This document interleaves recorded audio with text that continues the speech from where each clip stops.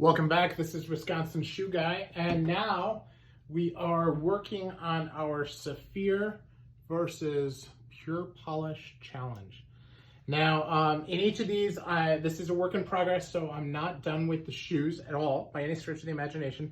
What I've done so far is I've cleaned them. In both cases, I also stripped off because they were burnished pretty hard, and then I used a cleaner conditioner from Purepolish. And I used Saphir Benefitor, and then I used a Cognac. These are Cognac shoes, so I used a Cognac cream polish, and then I did the toes in a medium brown, and then I put in a layer here of emerald green, and then I still have to do burgundy, navy, and then I'll actually do some mirror gloss for wax. Not a lot, just a very little bit in order to elevate the shine to where I want them. But as you see, this is the Saphir. It's in pretty good shape so far. It does still have a little bit of the coloration here from where I stripped it. It's not bad, but it is definitely there.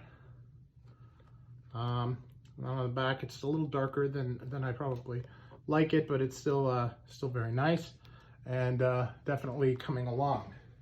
Now on the Purepolish side, I did the same thing. I did the Purepolish cleaner conditioner, then I used light brown, then Oregon Pinot, and then I did a layer of the forest green. Now these are water resistant creams. They do have wax, they do have creams. They're all a little bit different, but I decided to go with these, mostly because I have the product. I don't have all of it. And then after this, I have a burgundy, I have a navy. They changed their packaging. And then I have a high shine wax, okay? So now with these, I've done these three in addition to the cleaner conditioner. And you can see, you know, these are coming along pretty nicely. Here, let me just do this. You can see it's coming along there. On the back, it still has a little bit of discoloration and inconsistencies from the burnishing, but I actually like that. I like the way it looks. It looks a little bit like museum calf, so I'm not going to mess with that too much. I'm just going to continue on with the strategy as it stands so that I can do side by side. Now, applying a layer here is really not that complicated.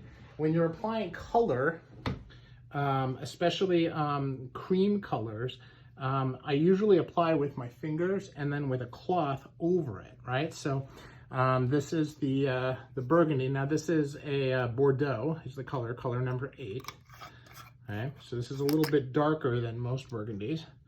But you don't want to use a lot, right? This is a very deep color. It's a contrast color, kind of like the green was. And what I'm going to do is I'm just going to put a little bit on, just because what you want this is to increase the depth of the shine. Now you can do this with just waxes. You got to use a lot of waxes, where if you do this with a cream polish has a lot of pigment in it. All right, so here you can see that is that. So again, not a lot. And you wipe it off until it starts to shine a little bit. Okay. Now, from a shine cloth perspective, I use a couple different types of cloths here. I have like a handkerchief, an old dress shirt, and like an old t-shirt. And I'm just going to take this old t-shirt and I tore it up into little pieces. And I'm just going to wrap it around like so, right? Not very complicated. All right, and then after I have it on there and it's had a second to dry, I'm just really wiping it on, wiping it off. Not a whole lot to it. You don't have to give it a lot of time to dry with Saphir. It really is pretty quick. All right, you can see that the shine is really building up from the layers of the cream polish. is lining up a lot, which is why I'm not going to have to spend a lot of time doing a lot of layered waxing, because I'm doing the layering with the deeper colors. Okay, so now with pure polish, we're going to do the same thing. Take this off, take the burgundy. Well, first pure polish really needs to dry. So you gotta make sure that the old color is really dried on. I did it a few minutes ago. It was maybe 20 minutes ago. So not necessarily as dry and as long between as I would necessarily normally want to do. So now I'm doing this. I'm gonna try to use different fingers. Okay. Again, I'm just putting it on here.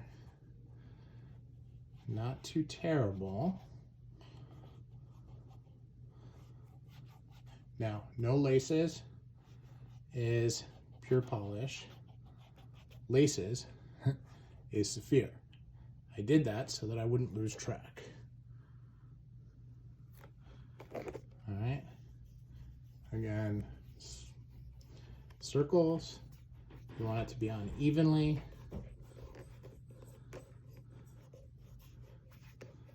Okay.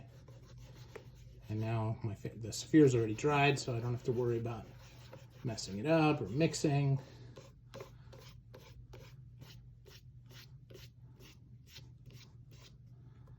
I've been doing separate videos on the two, but now if I'm gonna try to show how they compare, it always helps more if you can actually see both. Okay, so again, that's it. You can see this is a lot lighter burgundy. It's more like an oxblood, and of course oxblood colors vary as well. So here we're just gonna roll this up, and now what's different is I'm gonna actually press it in a little bit as I go here in order to get it to really bind on to the leather and start building up more of a shine. It does not build up quite as naturally as Saphir does.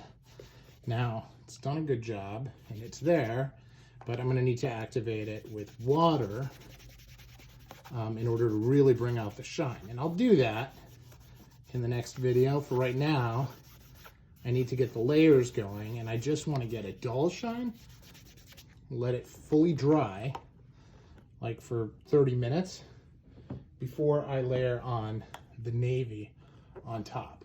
So that's just a quick look at how I do this. In the comments of the last video, people were asking me to actually spend some time and show how I do the application. As I said, it's not that hard.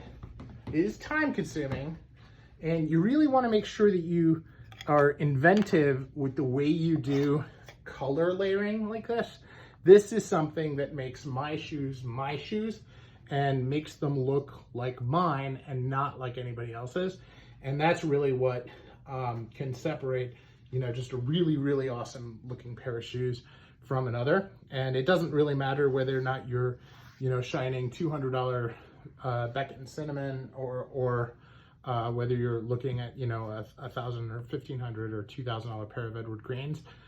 If you do this, your shoes will look better than they do without this type of treatment. So food for thought. And this is Wisconsin Shoe Guy, and I'm out.